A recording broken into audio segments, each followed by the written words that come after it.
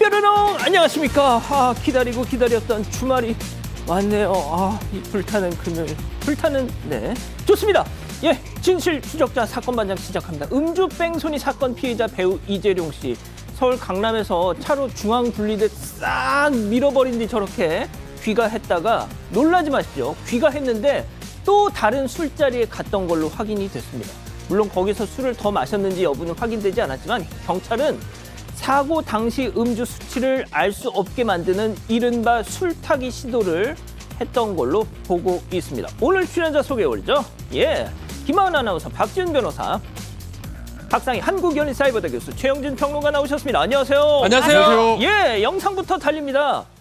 자, 강남 버스터미널에서 평택 가는 버스 탔는데 한 아주머니가 저렇게 그냥 족을 올려놓고 어찌나 시끄럽게 그냥 통화를 하고 앉았는지 교양머리 너무 없다 하신 전혜진님. 자, 경기 이천 원적산입니다. 곤줄박이가 제 손 위로 저렇게 날라왔어요. 말 못하는 새지만 완벽한 교감을 이뤘습니다.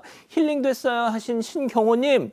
자, 재밌는 영상입니다. 우리 아이 전시혁이 포수입니다. 밑으로도 잘 봤지만 네, 얼굴로도 공 잘 받아요. 네, 저렇게 바로 꽂혔어요. 대단하죠 하신 윤초희님. 네, 국가대표 포수가 될 것 같아요. 자, 우리 남편 이명광 씨 딸 로아 생일 기념으로 28개월간 주변 눈치에도 꿋꿋하게 길렀던 저 긴 머리를 싹둑 잘라서 기부했습니다. 칭찬해 주세요 하신 한누리님. 예, 모두 사랑합니다. 자, 재미는 물론 의리로 함께하는 아세사바 뉴스 750! 대한민국과 전 세계 동포 가족 여러분의 시선을 모아서 출발합니다.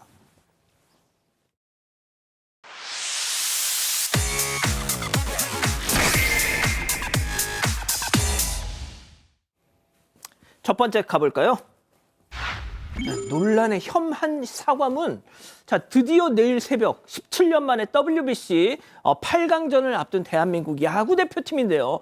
자, 그런데 이 상황에 찬물을 확 끼얹은 곳이 있었으니, 네, 바로 국내 떡볶이 프랜차이즈 업체 두끼 얘기입니다. 이 두끼의 혐한 마케팅이 지금 아주 뜨거운 감자인데요. 그제 두끼 대만 공식 SNS 게시물에 한 남성이 이렇게 무릎을 꿇고 종이를 들고 사과를 하는 사진이 여러 장 올라왔습니다. 이 종이에 담긴 내용 들여다보면요. 한국이 점수를 조작해서 죄송하다. 한국 대 호주 전 9회 초에서 떡볶이군이 점수를 내지 않기 위해서 삼진을 당했다. 이에 두끼 사장님이 매우 분노했다. 이런 내용입니다. 자, 여기서 이 떡볶이군, 야구선수 문보경 씨를 지칭한 걸로 추정이 되는데요. 최근 WBC 경기에서 우리나라가 호주를 7대2로 이기면서 평균 실점률에서 밀린 대만이 8강 진출에 실패를 했죠. 이 상황에 대해서 현지에서 승부 조작 의혹이 제기되기도 했는데 이걸 마케팅에 이용한 듯 싶습니다. 또 다른 사진에서는 대인은 떡볶이 탓을 하지 않는다. 2인 540대만 달러, 이렇게 경기 결과를 연상시키는 할인 이벤트 안내를 하기도 했습니다. 아니 이게 자, 두끼 우리나라 프랜차이즈 아니에요? 아니 이거 한국 본사에서 이거를 승인을 해줬다고? 자, 일단은 저 말도 맞지 않아요. 3점을 실점을 해야 돼요. 무조건 대만이 뭐 근처로 가려 그러면 말도 안 되는 내용을 갖고 지금 뭐 마케팅을 한 건지 썼는데, 지금 말한 것처럼 두끼 우리나라 겁니다. 한국 사람이 사장이고요. 그래서 지금 본사에 확인을 좀 해보니까 왜곡된 거 맞다라고 하면서 대만 현지 파트너사가 자체 기획한 거라고 이제 얘기를 하고 있습니다. 그럼에도 불구하고 매우 부적절해 보입니다. 그래서 게시물 삭제, 재발 방지 조치를 취했다고 하면서 본사에서는 무거운 책임을 느낀다라고 사과를 한 상황입니다. 그렇군요. 알겠습니다. 다음 이어가죠. 예, 날벼락 슛, 사과는 패스입니다. 자, 상가 앞에서 벌어진 황당한 상황 제보 영상 만나보시죠. 자, 건물 앞에서 공놀이 하는 아이들, 야 던져, 야 슛. 자, 저 주거니 받거니 신나게 노는데요. 아들 추우니까 조끼 입자. 엄마는 아이 옷을 저렇게 입혀주더니 멀리서 애들 노는 걸 지켜보는데요. 자, 계속되는 그 공놀이 한 아이가 슛 하는데 카메라는 깰꼬닥했다는 거. 큰일 났다. 네, 제보자께서는 경기도 고양시 한 카메라 렌탈샵에서 근무를 하고 있는데요. 지난 10일 오후에 가게 앞에서 3명의 아이들이 저렇게 공놀이를 한 거예요. 그런데 한 아이가 던진 공에 CCTV, 예, 이 샵에 CCTV가 고장이 납니다. 그런데 문제는 그 아이의 엄마로 추정되는 여성이 이 아이들의 공놀이를 다 봤다라는 거예요. 그러면 이 공이 CCTV를 맞추는 것도 봤을 법한데. 아, 지금 이 그림을 찍고 있는 CCTV. 그렇습니다. 그런데 그냥 맞춰놓고 그냥 사과도 한마디 안 하고 간 거예요. 그래서 이 사장님이 오셔가지고 우리 CCTV가 나오지를 않는다라고 어머나. 얘기를 하셔서 가서 보니까 카메라에 목이 이렇게 꺾여 있었습니다. 아이고. 아이들이 노는데 다 봐놓고 사과 한마디 하지 않고 가서 너무 괘씸하다고 제보하셨습니다. 하하, 저 아파트 상가 건물이면 아무래도 그 아파트 단지 안에 사는 애들 아닐까요? 그렇게 추정이 되고요. 또 그 중에 한 명은 아직까지 공놀이하고 노는 모습도 있다고 전하기도 합니다. 일단은 CCTV 뭐 수리는 한 상황인데 아이들이잖아요. 그래서 경찰에 신고는 하지 않았다고 하고요. 이 지금 말한 것처럼 상가 아이들이기 때문에 또 놀고 있는 것 같다라고 또 전하기도 하고 혹시 있습니다. 피해 액수도 말씀을 해주셨나요? 예, 지금 금액은 뭐 크게 안 나왔는데 문제는 5일 만에 개업한 지 5일 만에 손상이 돼서 아이고. 그게 너무 마음이 아프다고 합니다. 그렇군요. 좋습니다. 예, 다음 이어가죠. 먹고 사라진 양심. 제목만 딱 봐도 이제 먹튀인 거 아시겠죠? 자, 첫 번째 제보 영상 만나보시죠. 자, 식당 안으로 들어온 남성. 에이, 사장님, 제육 2개. 에? 자, 그렇게 고기에 소주까지 냠냠. 자, 그런데 말이죠. 가게 안을 어슬렁어슬렁 한 바퀴를 돌더니 아, 여기 근데 화장실이 어디요? 이내 밖으로 저렇게 나간 남성. 의자를 붙들고는 아유, 취한다. 아이고. 이내 뚜벅뚜벅 저렇게 가더라는 거. 세상에 이 양반 사장님 안심시키려고 남은 거 좀 포장해 주쇼 했대요. 포장까지 해달라 그랬는데 먹튀란 겁니다. 이 수원에서 고깃집 운영 중인 제보자 가게에서 발생한 일인데요. 지난 5일 혼자 이 가게에 찾아온 남성 제육볶음 2인분과 술, 음료 등을 주문을 했습니다. 이 남성은 식사 중 직원에게 화장실의 위치 등을 묻기도 하고 담배를 피우러 가는 등 여러 차례 이제 들락달락한 거예요. 이후 직원에게 먹다 남은 제육볶음 좀 포장을 해달라 요청한 뒤 다시 가게 안에 들어왔다 나갔다 했고요. 결국 계산하지 않은 채 그대로 사라졌다고 합니다. 제보자는 경찰 신고 대신에 이 지역 커뮤니티 앱에 해당 사실을 알렸는데요. 예. 해당 게시글에는 저도 당했어요. 인근 업주들의 댓글이 이어졌다고 하고요. 제보자에 의하면 피해 업주만 최소 6명이라고 합니다. 그리고 현재 경찰이 수사 중이라고 하네요. 포장을 해달라고 하니 사장님이야 당연히 나갔지만 이거 가지러 또 들어오겠지 믿었던 거죠. 자, 두 번째 제보 영상 보시죠. 띠링 문 열리고 한놈 두식이 석삼 너구리 오징어 육개장 줄줄이 입장합니다. 자, 자리에 앉아서 주문을 합니다. 사장님, 저희 리뷰 이벤트 할게요. 꽃빵 서비스도 부탁해요. 자, 그렇게 냠냠냠 밥을 다 먹고 일어나는데 계산대는 패스. 또다시 한놈 두식이 석삼 줄줄이 퇴장을 하는데요. 그 와중에 이쑤시개는 또 가져가더라. 참. 6명이면 또 무지하게 먹었을 거 아니에요, 또. 맞습니다. 95,000원어치나 먹었어요. 자, 이번에 서울 강남에서 중식집을 운영하는 제보자가 겪은 일인데요. 지난달 11일 점심시간에 남녀 6명이 가게를 찾았습니다. 볶음밥, 짬뽕, 꿔바로 포함해서 95,000원 상당의 음식을 주문하고 후기를 작성할 때 제공되는 꽃빵 서비스까지 야무지게 받았습니다. 자, 그런데 식사를 마치고 일행 6명 모두가 계산을 하지 않고 태연하게 가게를 떠나버린 거예요. 자, 제보자는 혹시 실수로 계산을 안 하고 갔을 수도 있으니까 다음 주까지 기다렸다가 신고할 예정이라고 하는데요. 혹시라도 보고 계신다면 실수든 아니든 다음 주까지 꼭 계산하십시오. 예, 저는 실수라고 믿고 싶습니다. 좋습니다. 예, 마지막 사연으로 가보죠. 참석도 안 하는데 점점점. 자, 집단 지성의 판단을 받아보고 싶으시다면서 제보해 주신 사연 들어보시죠. 안녕하세요. 저는 20년 차 직장인이자 대학교 2학년인 40대 여성입니다. 저는 일찍부터 사회생활을 하다가 예전부터 원했던 공부를 좀 하고 싶어서 지난해 대학교에 새로 입학했는데요. 일과 학교를 병행하다 보니까 아무래도 공부 외 다른 활동에는 잘 참여를 하지 못했습니다. 자, 그러다가 얼마 전 갑자기 한 통의 메시지를 받았습니다. 까똑! 안녕하세요. 박상희 학우님 맞으시죠?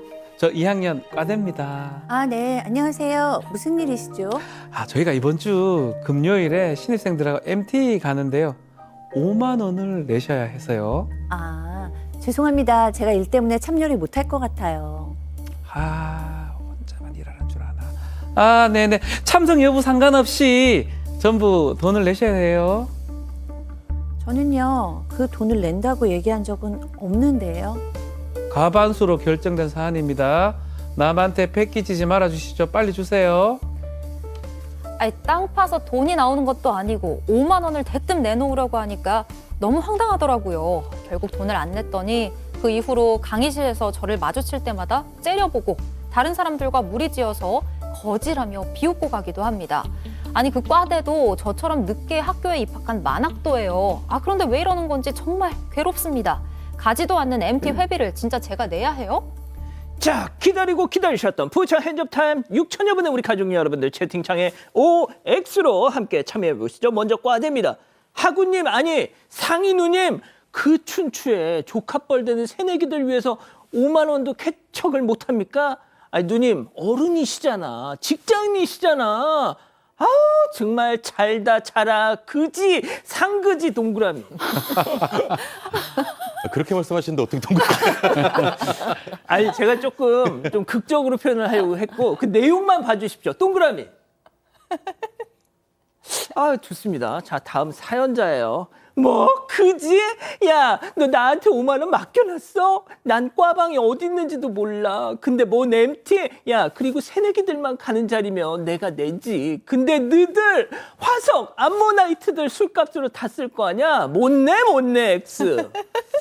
아, 저 자, 이걸로 바꿀게요. 예? 저 5로 바꿀게요. 아, 진짜 오. 좋습니다. 자, 최평론가님. 아, 근데요, 이거는 지금 40대에 국한질 문제가 아니고요. 이거 이 대학교 문화가 좀 잘못돼 있다고 봅니다. 뭐 예전에는 뭐 일체감, 뭐 단체 활동 이런 것 때문에 뭐 강요를 하고 그랬던 적은 저 있었다고는 알고 있었습니다만 이게 지금 이 시대에 개인의 어떤 개성이나 일정을 무시한 채 단체감을, 소속감을 강요하는 행태가 아직 저는 대학에 있다는 게 좀 사실 놀랍습니다. 진짜요. 자, 박지윤 변호사님. 자발적으로 뭐 낸다면야 뭐 그게 문제가 없는데 지금 박상희 학우님은 내기 싫어하지 않습니까?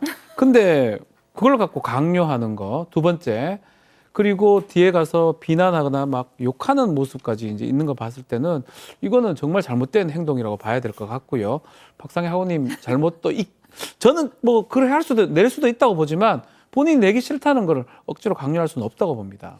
자, 교수님 뭐라고 하실까? 아, 저도 맨 처음에 뭐 그지상그지 막 이렇게 그건 원래 없던 건데 제가 넣었습니다. 네, 예.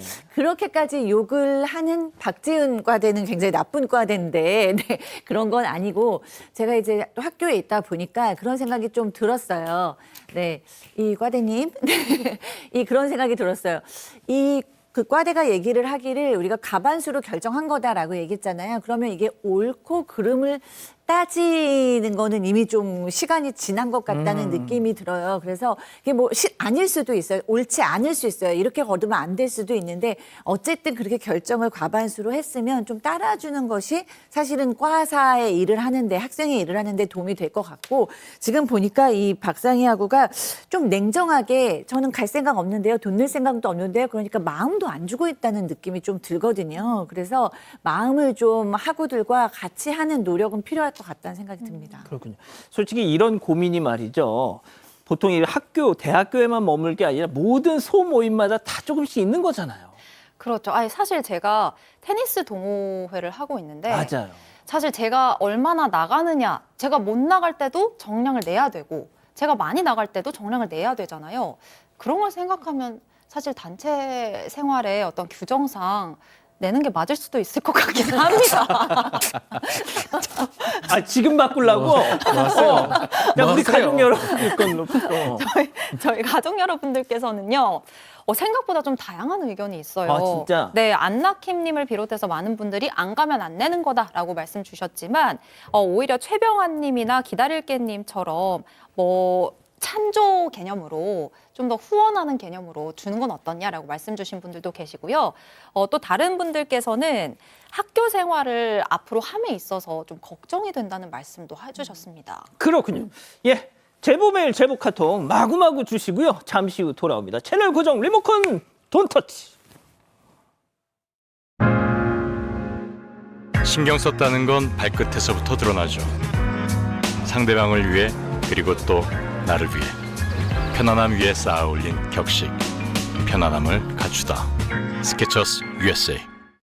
시즌의 이터널 94개 건담 작품의 기체 집결 무료 개별 기체 500기 이상 다양한 건담 작품을 쉽고 간편하게 만나보세요.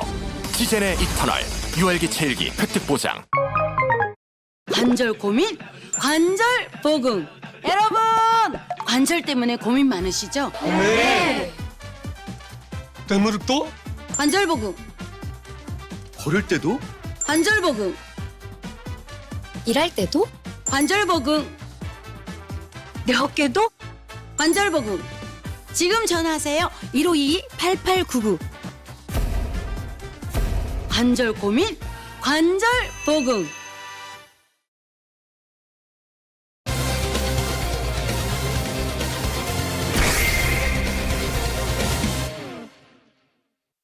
(10대) 여자친구를 폭행한 남성에 대한 제보가 들어왔습니다. 남성이 불법 촬영 영상을 퍼뜨리겠다고 협박까지 했다는 주장입니다. 무슨 일이 있었던 건지 알아봅니다.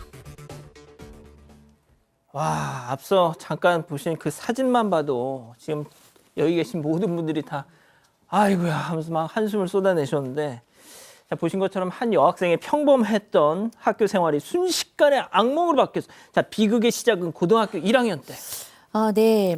지금 이 피해자는 부산에 사는 고등학교 3학년인데요. 그 지인의 소개를 받아서 19살 남자를 만났습니다. 그게 고등학교 1학년 때인 것 같아요.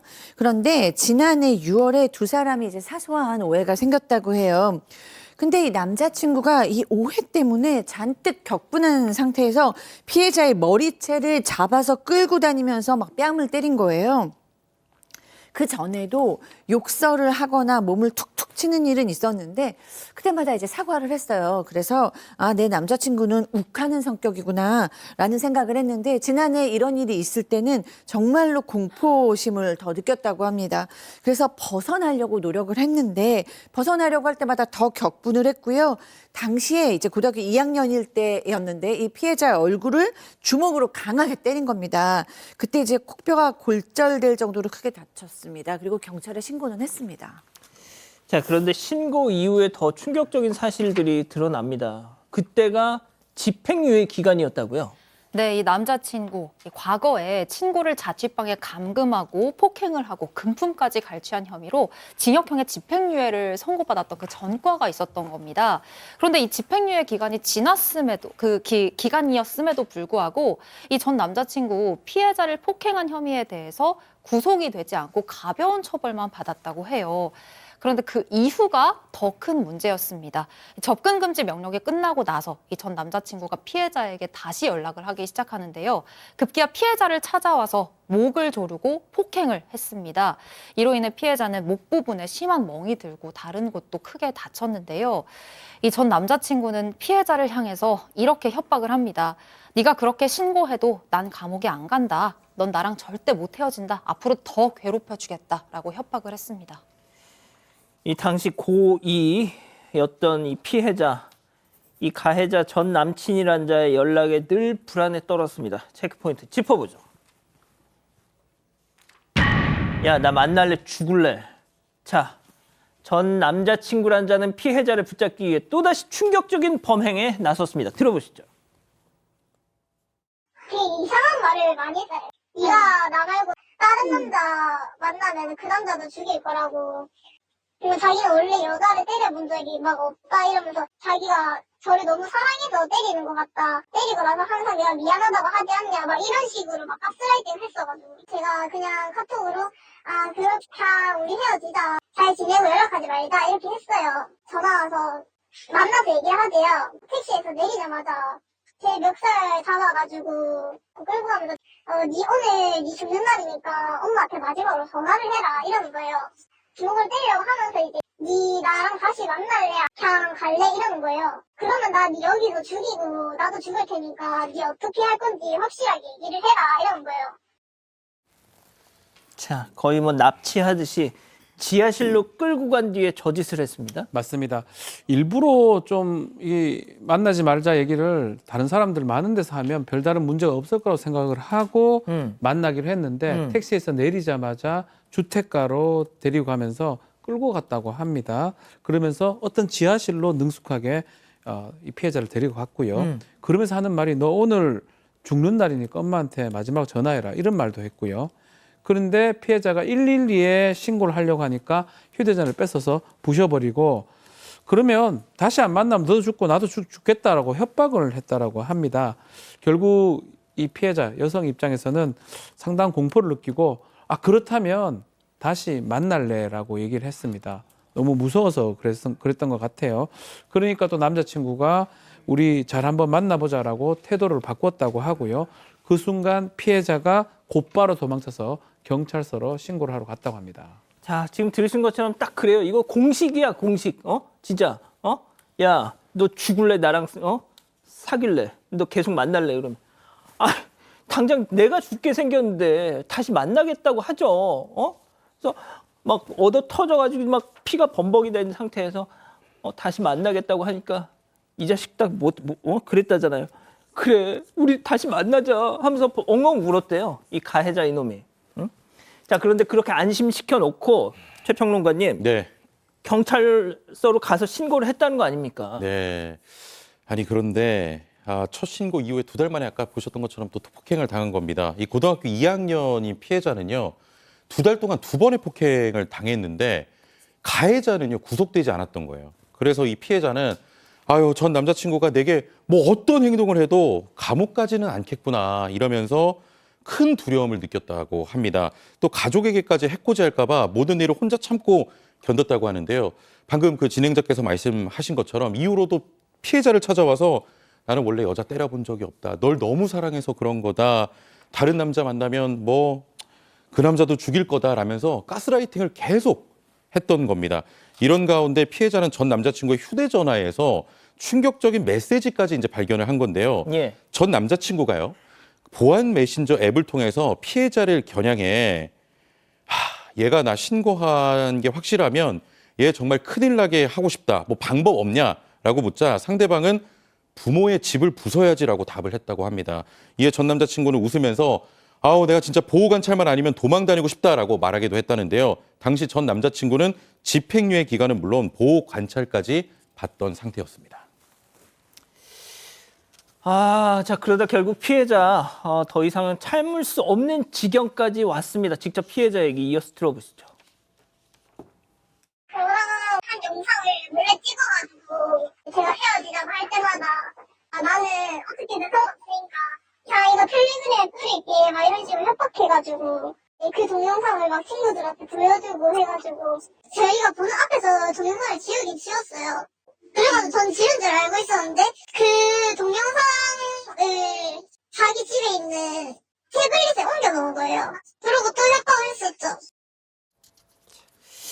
앞서 이제 야, 내가 너 사랑해서 때리는 거야.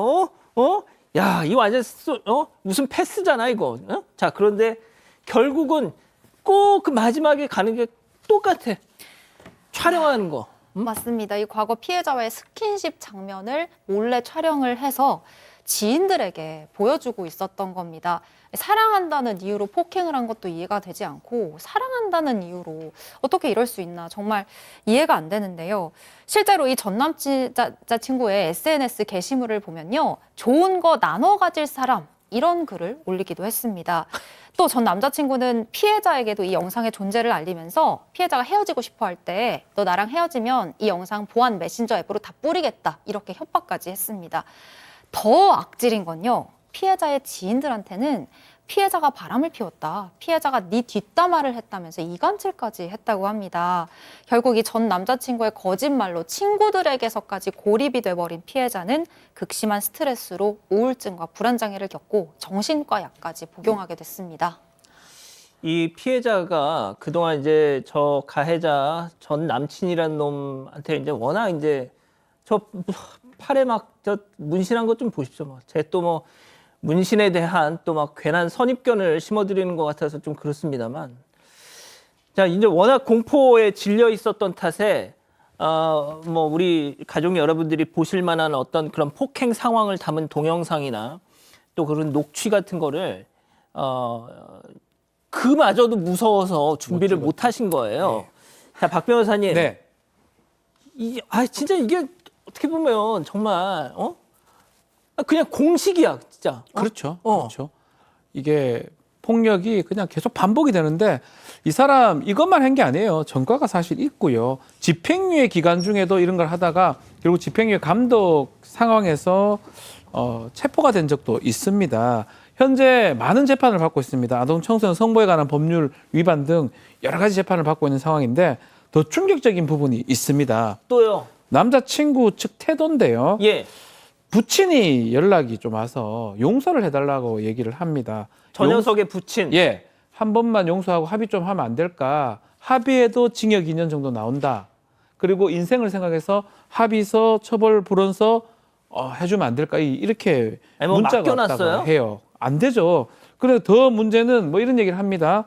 성인이 돼서 다른 지역으로 이동할 때까지 이 피해자는 이 가해자가 출소하지 않았으면 이런 생각이 있거든요. 그렇게 또 보내니까 더 이상 볼 일 없을 것 같다라고 전 남자친구 아버지는 또 얘기를 하고 있는 상황입니다. 가장 바라는 거는 사실은 더 이상 안 만나는 거겠죠. 근데 만약에 출소가 되면 언젠가 또 만날 수 있는 상황이거든요. 그게 가장 두려운 게 지금 피해자의 마음 상태입니다. 교수님. 개전의 정의 보이세요? 절대 안 보이죠. 왜냐하면 이 사람 사랑하니까 때리는 거야. 이거는 그 폭력범들의 전형적인 얘기예요. 내가 사랑하기 때문에 때리는 거, 너 없으면 안 되니까 난 죽을 것 같으니까 때리는 거야. 완벽하게 자기 합리화고요. 상대방은 또 미성년자잖아요. 가스라이팅을 하는 거죠. 나쁜 약한 마음을 이용해서 이 사람 행동만 봐야 합니다. 행동 너무 폭력적이죠. 거짓말하죠. 게다가 영상까지 퍼뜨리고 있어요. 저는 정말 강력하게 처벌을 받아야 된다고 보고요. 이 아직은 미성년자인 이 피해자 완전하게 철저하게 영원히 분리돼야 된다고 봅니다. 예. 자, 첫 번째 사건 정리하고요. 두 번째 이어갑니다.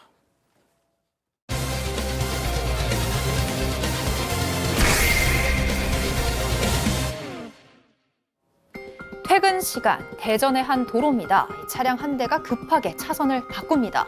앞차에 바짝 따라붙은 뒤 운전자가 휴대전화를 꺼내서 사진을 찍기 시작하는데요. 그 후로도 한참 동안 뒤를 따라오던 이 차량, 수상함을 느낀 앞차가 골목길로 방향을 틀었는데 그런데 이 차량 골목길 안까지 쫓아옵니다. 대체 이 두 차량 사이에 무슨 일이 있었던 걸까요?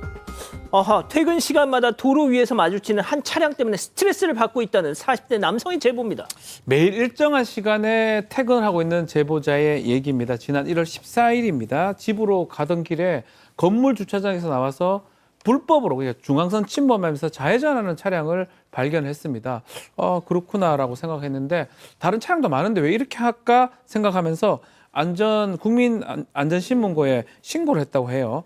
근데 5일이 지난 뒤에 같은 장소에서 또 중앙선을 침범해서 불법 좌회전하는 차량을 발견하고 이런 차가 또 있네 라고 생각했는데 신고해 있는 번호판 보니까 그 차량이 똑같은 차량입니다. 그 다음 날 무려 3일 연속 똑같은 장소에서 불법으로 좌회전하는 모습을 목격했고 이 모두를 안전신문고로 신고를 했다고 합니다. 자, 일주일 사이 4번이나 모두 신고. 그런데 한 달 뒤에 도로에서 다시 마주쳤습니다. 자, 그때 어땠을지 체크포인트 짚어보죠. 금융치료 제보자에게 들어보시죠. 4번을 신고했고 신고를 받았을 때쯤 24일 날 그 차를 마주친 거예요. 이 차로에서 유턴을 해요. 지금 제 금융치료가 됐구나. 36만 원을 맞았으니까. 근데 그것도 정상적인 건 아니에요. 왜냐하면 이 차로에서 돌리면 안 되거든요. 깜빡이 안 켠 상태에서 그냥 내 앞에 있는 신호등에서 서 있는 거예요. 그러니까 얘가 나를 알아보고 나 골탕먹이나 보다. 여기서 내가 힐선을 넘어서 이 차를 추월하면 나를 신고하려고 그러나? 소심한 목소리로 나를 알아보고 저런다라고 생각을 한 거죠. 아하, 교수님 그러니까 뭔가 상대가 눈치를 챈 것 같다. 네, 그렇습니다. 왜냐하면은 이렇게 이제 신고를 했잖아요. 그런데 다음에 봤을 때는 보니까 그 불법 좌회전을 안 하고 있더라는 거예요. 그래가지고 저 사람이 그냥 이게 4번에 걸쳐서 과태료가 나온 게 36만 원이었다고 합니다. 36만 원으로 금융치료가 돼서 이제 다시는 안 그러는구나라고 생각을 했대요. 그런데 이 차가 갑자기 유턴을 하더니 이 제보자차 앞으로 들어왔습니다. 예. 근데 이제 이 운전자가 이 제보자를 알아볼 거라고 맨 처음에 생각을 못 했는데 우회전을 하는데 보니까 그 제보자 차 앞에서 한 15초 가량을 10초 이상을 딱 정차해 있는 거예요. 그리고 앞에가 뻥 뚫려 있는데도 가지 않고 아주 멈췄어. 네. 우회전 안 하고. 우회전 안 하고 그냥 멈춰 있는 겁니다. 그리고 이제 앞에가 뻥뻥 뚫려 있잖아요. 네. 그런데도 그냥 쭉 달려나가지 않고 천천히 가는 거예요. 그러니까 이 제보자의 차를 의식하는 것처럼 보였다는 겁니다. 그래서 이제 그 다음에는 일단은 각자의 길을 가게 됩니다. 자, 그냥 일단 그날은 넘어갔어요. 자, 그런데 다음 날 그 차 또 마주쳤습니다. 어떤 일이 있었는지 들어보시죠. 끄트머리 두 번째 서 있던 차가 갑자기 길에 나타나니까 제 뒤에 차가 있음에도 그 사이를 뚫고 들어오더라고요. 카메라를 열고 핸드폰 들고 저를 찍은 거죠. 제 해상대가 다다를 때쯤 문득 이 차가 진짜 나 쫓아간 게 맞나? 막 한번 확인하고 싶어서 가다가 좀 천천히 가요. 제 속도에 맞춰서 느리더라고요. 이게 확실하구나. 내가 목표구나. 이대로 가면 집이 노출이 되니까 안 되겠다 싶어서 골목으로 갔어요. 거기까지 오더라고요. 그때부터는 약간 소름이 돋아서 빠르게 운전하고 그냥 아예 떼버렸어요. 근데 그 다음에 이제 저를 못 쫓아오더라고요. 그러니까 그때부터는 이게 그냥 넘어갈 게 아니라는 생각이 들어서 다음날 경찰서에 신고를 하게 됐죠. 이런 거 보면 느낌이라는 게 있어. 예. 누군가 날 미행하는 것 같아. 그럼요. 그러니까 다음 날에도 또 마주친 거예요. 그러니까 어떤 상황이었냐면 평소 마주치던 도로가 아니었습니다. 본인은 1차선을 달리고 있고 2차선에는 차량들이 이제 길게 늘어서 있는 그런 상황이었는데 이때 2차선 끝쪽에 서 있던 해당 차량이 제보자가 1차선 지나가자마자 급하게 차선을 변경해서 뒤에 바짝 붙은 거예요. 오네. 백밀러로 확인해 보니까 그 차량이었는데 갑자기 운전자가 휴대전화를 꺼내 들더니 제보자 차량 번호를 찍는 척에 저렇게 찍는 거예요. 혹시 제보자가 도로법규를 위반하면 신고하려는 건가 싶었다고 합니다. 제보자는 어떻게 자신을 알아봤을까 생각해봤는데 아마 안전신문고에 신고가 들어간 시간대를 보고 블랙박스를 확인한 것 같다 이렇게 이제 추정을 하고 있습니다. 이후 상대 차량은 제보자 차량을 뒤쫓기 시작했고 수상함을 느낀 제보자가 일부러 속도를 줄이자 옆 차선에 있던 상대 차량도 같은 속도로 서행을 했다고 합니다. 자, 그러다 마침 제보자와 상대 차량 사이에서 신호가 끊겼다고 합니다. 그 뒤에는요? 자, 그리고 나서 신호가 끊어지면서 상대 차량은 정차했고 제보자는 그대로 직진을 하게 됐는데요. 제보자 차량 뒤로 시내버스가 따라오면서 상대 차가 더 이상 보이지 않는 상황이 됐다고 해요. 안 보일라 그래. 점점 사라지죠. 그런데 잠시 뒤에 사라졌던 상대 차량이 다시 나타났습니다. 그러더니 아주 빠른 속도로 뒤쫓아왔습니다. 또 와. 지금 보이시죠? 다시 나타난 차가 빠르게 뒤쫓아오고 있는 상황인데요. 이 상황에서 제보자는 이대로 집으로 갔다가는 상대에게 집의 위치가 노출될 걱정도 들고 그럼요. 혹시나 해코지를 당할 수도 있을 것 같아서 일부러 집으로 가지 않고 골목길로 방향을 확 틀었다고 합니다. 자, 그런데 이 상대 차량 그 골목까지 뒤따라 들어옵니다. 지금 들어오는 모습 보이셨죠? 얼마나 무서웠겠습니까? 이걸 보고 소름이 쫙 돋은 제보자. 진짜 안간 힘을 써서 가까스로 상대 차량을 따돌렸다고 합니다. 자, 지금까지의 상황을 정리해보면 제보자가 1월 중순부터 4차례 상대 차량의 중앙선 침범을 신고했고 그로부터 한 달 뒤에 도로에서 다시 마주친 이 차량이 제보자의 진로를 방해하더니 그 다음 날에는 제보자 차량 뒤에서 사진을 찍더니 약 19분 동안 쫓아왔다. 이런 상황입니다. 자, 결국 상대 차주를 고소했다고요? 그렇습니다. 이게 두렵잖아요. 주거지 노출 우려도 있고 추가 보복에 대한 우려가 있기 때문에 이 경찰서에 이제 고소장을 제출을 했습니다. 자, 그 경찰이 차량 블랙박스 등을 확인한 후에 이틀 연속 쫓아온 것만으로도 이거 고의성이 있어 보이는 상황이어서 조사한 뒤에 한번 판단을 해보겠다. 보시면 이제 충분히 고의성이 있어 보인다라고 말을 했고요. 반면 경찰의 연락을 받은 상대 차주는 스토킹한 것은 아니다. 쫓아간 적은 없고 퇴근길에 갈 길 간 거다. 이렇게 주장했다고 합니다. 이 제보자는 공익을 위해서 신고했다가 이런 일을 겪게 돼서 속상하고 좀 불안한 마음이다. 이렇게 전했습니다. 자, 몇몇 또 우리 가족 여러분들은 4번이나 신고 당했으면 좀 이해는 간다. 근데 이제 무섭잖아요. 무섭죠. 무섭잖아. 스토킹 같은 느낌이 들긴 해요. 범죄가 될 가능성이 있는데 이거는 좀 입증하기가 또 쉽지가 않을 것 같아요. 뭐 같은 시간 19분 따라다녔다고 하니까 아무 이유 없이 계속 따라다니고 접촉을 시도할 때 스토킹 범죄가 성립할 여지가 아니, 있는데 그럼 본인이 잘못 안 했으면 신고당할 일은 없잖아요. 그러니까요. 본인 잘못이 맞고요, 당연히. 근데 스토킹 범죄 되려고 하면 이날 말고도 뭐 여러 날 또 반복되면 모르겠지만 그래서 그 범죄가 될지는 한번 좀 더 지켜봐야 될 것 같고요. 다만 지금 정차할 때 휴대전화 만지고 뭐 이랬던 부분들 과태료는 부과될 수가 있을 것 같아요. 진짜. 또 신고당해요, 저 사람. 그래서 막 그런 부분까지 좀 고려를 좀 해야 되지 않을까 이렇게 생각이 듭니다. 예, 알겠습니다. 자, 두 번째 사건 정리하고요. 별별 상담소 이어갑니다.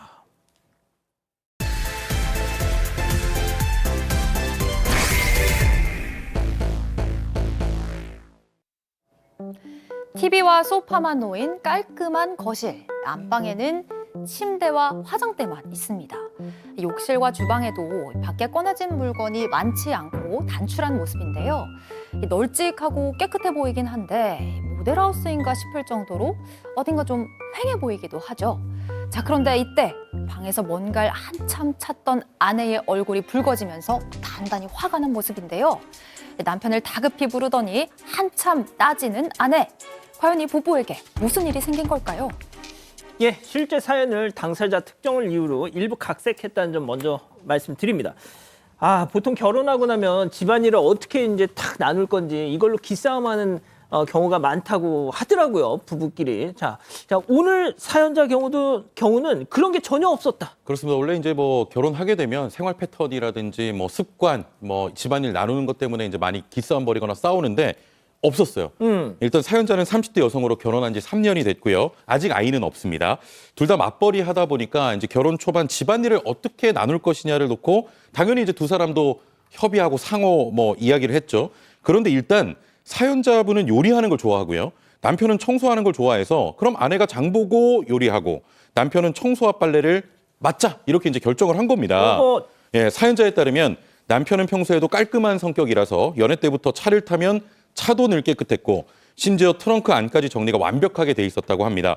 반면 정리하고 치우는 걸 잘 못하는 사연자로서는 남편의 그런 모습이 꽤나 마음에 들었고요. 실제로 사연자가 요리하면서 주변을 어지르고 있으면 남편이 와서 쓰레기 버려주기도 하고 다 쓴 그릇은 치워주기도 해서 와, 우리 부부 참 잘 맞는구나 이런 생각을 하셨다고 합니다. 음과 양의 조화가 딱이네. 맞습니다. 이 남편이 또 사연자가 만든 음식을 너무 맛있게 잘 먹어줬다고 해요. 그래서 요리할 맛도 나고 또 이렇게 옆에서 잘 치워주고 하니까 사연자도 참 좋았습니다.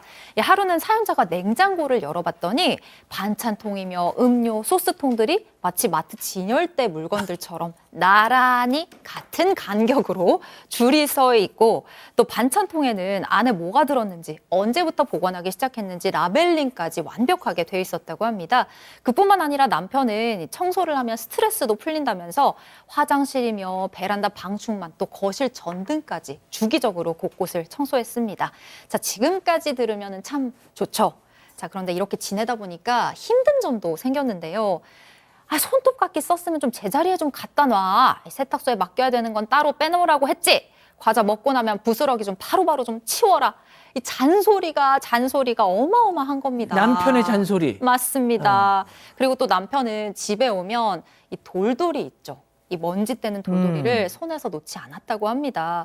그것도 이제 스트레스를 많이 받긴 했지만 일단 뭐 그럴만하니까 참자 이런 마음으로 사연자는 참았습니다. 자, 이 호강에 겨운 사연자. 하지만 고맙다 하면서 지냈어요. 자, 어느 날 그런데 남편이 여기에 꽂히면서 상황이 조금 달라지더라. 자, 청소왕 남편 박지훈 변호사, 구매왕 아내 김하은 아나운서, 별별 극장 레디 액션. 여보, 네 미니멀 아나?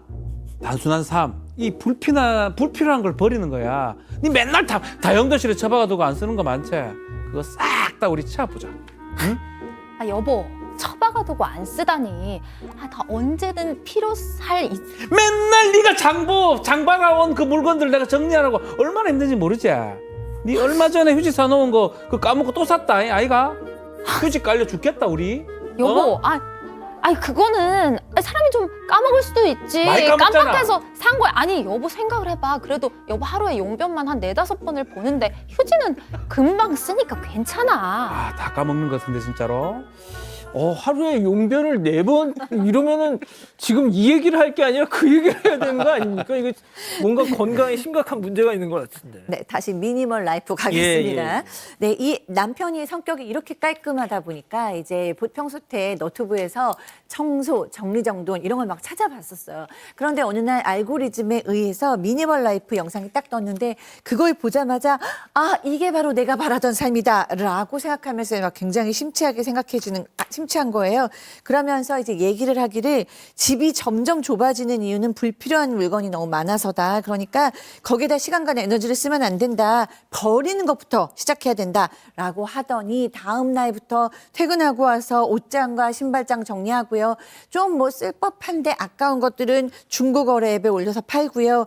그다음에 이제 가전제품 사면은 박스 있잖아요. 예. 그 박스 보통 이제 나중에 AS 받을 수도 있고 중고로 팔 수도 있으니까 네네. 대부분 이렇게 모아놓잖아요. 맞아요. 이것도 이제 비좁아지는 원인이라면서 다 팔기 시작했다고 합니다. 마음을 단단히 먹은 모양인데 이게 막상 하려고 하면 쉽지 않는데 말이에요. 그렇죠. 그렇지만 이 남편의 의지가 대단했다고 합니다. 미니멀 전도사가 되어버렸다고 해요. 끊임없이 정리하라고 하고 결국 아내도 남편 등살에 못 잊어서 옷 정리를 하는데 이 하다 보니까 이런 옷도 있었나? 오히려 좀 득템하는 맞아, 맞아. 느낌도 그런 경우 있어. 있었다고 해요. 그렇지만 문제가 있습니다. 남편이 계속 아내 영역에 침범을 하고 잔소리를 합니다. 그러면서 하는 게 야, 싸다고 많이 사지 마라. 다 욕심이다. 라고 간섭도 하고요. 택배로 뭐 물건이 오면 뭘 또 샀냐고 잔소리를 하고 봐라 나도 봐야 쓰지도 않는 거 그러면서 계속적으로 간섭을 해서 결국은 남편 눈에 안 띄게 꽁꽁 물건을 숨기기도 했다고 합니다. 자, 그런데 말이죠. 얼마 전에 이 사연자 이 아내가 요즘 제일 핫하다는 이 봄동 비빔밥. 요즘에 진짜 막 다 해먹더만. 네, 맞습니다. 그걸 하다가 또 팍 이렇게 화가 났다면서요. 네, 요즘에 그 두바이 쫀득 쿠키, 일명 두쫑크라고 하죠. 그 두쫑크에 이어서 봄동이 참 유행입니다. 사연자가 남편이랑 집에서 유행하는 봄동 비빔밥 만들어 먹으려고 봄동을 사왔습니다. 씻어서 다듬고 이것저것 재료를 준비하고 있는데 냉장고에 분명히 있다고 생각했던 까나리 액젓. 사실 이게 봄동 비빔밥의 키포인트거든요. 어허. 이 까나리 액젓이 안 보이는 겁니다. 혹시나 싶어서 남편에게 물어봤더니 얼마 전에 냉장고 정리하면서 유통기한 지난 거 싹 다 버렸다고 하는 거예요. 자, 사연자, 냉장고 정리하는 건 좋은데 버릴 땐 좀 물어봐라. 남편은 유통기한 지난 거 버리는데 뭘 물어보고 버리냐. 갈등이 일어난 건데요. 이뿐만이 아니었습니다. 사연자가 몇 년 만에 머리를 단발로 잘랐대요. 근데 원래 단발이 더 관리가 필요해요. 뻗치기 때문에 아침마다 드라이를 해줘야 되는데 고데기를 찾는데 서랍장에 넣어둔 고데기가 안 보이는 겁니다. 자, 역시나 남편이 말도 없이 중고거래 앱에 그냥 팔아버린 거였어요. 왜 내 물건을 마음대로 파냐고 따졌더니만 판지 오래됐는데 그동안 모르고 있지 않았냐. 그런 거 없어도 되는 물건이다. 라면서 너 쇼핑 좋아하지? 그냥 이번에 새로 하나 사. 마치 선심 쓰듯이 이렇게 이야기를 했습니다. 자, 그런데 이게 다가 아니었습니다. 진짜 중요한 게 사라졌습니다. 별별 극장 레디 액션. 여보, 혹시 여기 있던 그 내 보물 상자, 그 요만한 상자 있지? 그 자개 무늬 들어간 거. 뭐 보물 상자 그게 봤어? 뭔데? 아니 보물인지는 모르겠고 무슨 막 낡아 빠진 박스 하나 있길래 그거 열어보니까 다 쓰레기던데. 쓰레기? 완전 쓰레기. 와, 당신! 거기 내 일기장이랑 당신이랑 나랑 주고받았던 연애 편지가 들어있어. 당신 눈에는 그 편지가 쓰레기야? 아이고 그게 또 그거 그럼 좀 너무 꼬질꼬질해 보여가지고 이게 재활용 분리수거할 때 내가 내놨는데 어쩌지? 분리수 이제 하다가 연애 편지까지 버리니? 작작 좀 버려라 진짜. 나 진짜 이거 사건 men에서 제보해야 돼 진짜. 아주 제보한 나중에 거야. 그냥 나를 갖다 버리겠다고 하겠다. 무슨 말 또 그렇게 하노 섭섭하게. 야 옛날 그 추억 다 끌어안고 있어봤자 짐이다. 오늘이 중요하다. 프레젠트 현재. 내가 지금부터 열심히 내가 편지 써줄게. 레터. 교수님. 네. 이미 결혼했는데 연애 편지 중요합니까? 아이, 그래도 그때 그 추억이 있죠. 그래서 이 아내는 이제 결혼기념일을 앞두고 아, 내가 뭐를 좀 해서 남편을 기쁘게 해줄까라고 생각하다가 아, 그때 우리 감정이 어땠지? 이렇게 생각이 들고 싶잖아요. 그때 우리 감정 주고받았던 편지들을 한번 읽어봐야겠다. 남편에 대한 애정으로 읽는 거죠. 근데 아무리 봐도 편지가 없는 거예요. 상자가 없는 거예요.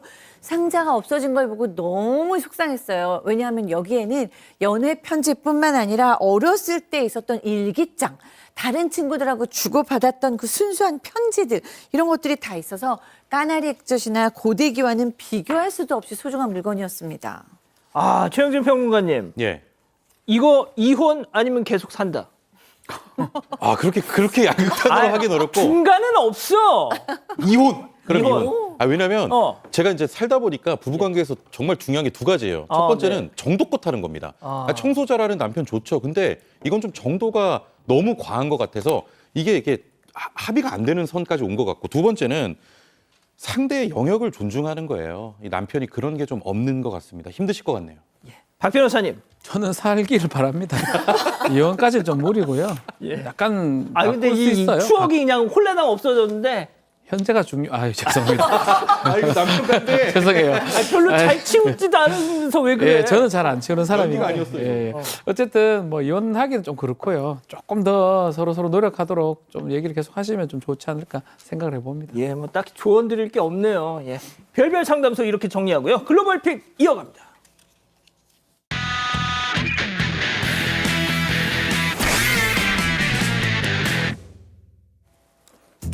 발 디딜 틈 하나 없이 꽉 들어찬 버스 안. 자, 대부분의 승객이 멍하니 창밖을 내다보고 있는데요. 또 왜? 버스가 한창 도로를 달리고 있던 바로 그 순간, 자, 쾅! 뭔가 세차게 날아들면서 창문이 산산조각 납니다.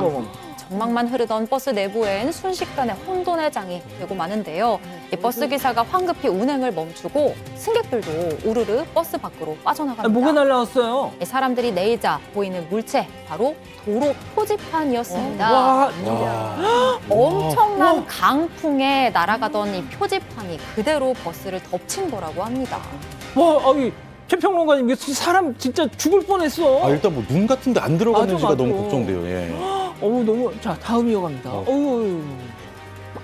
길을 걷고 있는 두 사람, 그때 위에서 들리는 기척에 깜짝 놀랐는데요. 왜요 또? 거대한 눈덩이가 와르르 그대로 여성의 몸으로 떨어지고 맙니다. 근데 이게 계속. 끝이 아니었는데요. 뒤이어 쿵쿵쿵 눈이 연달아 떨어집니다.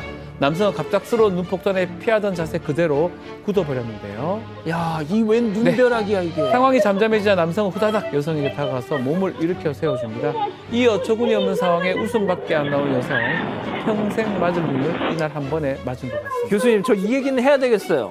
저 남자, 솔직히 자기가 이렇게 덮어줘야 되는 거 아닙니까? 우와. 그러니까 그러셨어야죠. 자기는 저기 저 뒤로 가잖아. 남친이 아니라고 합니다. 그렇군요. 네. 모르는 사이구나? 모르는 사이입니다. 네. 그렇게 친하지 않습니다. 그렇다면 뭐, 다음 이어갑니다. 네. 자, 한 축제에서 두 여성이 손을 꼭 맞잡고 아슬아슬하게 줄을 타고 있습니다. 많은 사람들이 그 모습을 흥미롭게 구경을 하고 있는데요. 자, 바로 옆에 훨씬 더 쉬운 난이도가 있음에도 불구하고 굳이 어려운 길을 택한 두 여성. 서로에게 의지하면서 숭당당. 어떻게든 중심을 잡아보려 했지만 결국 한 여성이 붕덩 빠지고 말죠.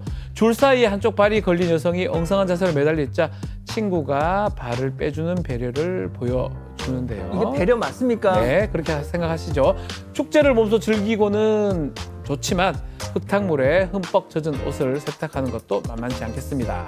박 변호사님. 네. 좀 편한 대로 가죠. 실력이 없어 보이면 쉬운 대로 가세요. 한 명만 빠진 거 다행인 줄 아세요. 그러니까요. 둘 다 빠질 뻔했어요. 맞습니다. 알겠습니다. 사랑하는 사건반장 가족 여러분, 저희는 다음 주 월요일에도 4반 750 저녁 7시 50분에 다시 옵니다. 안녕히 계십시오.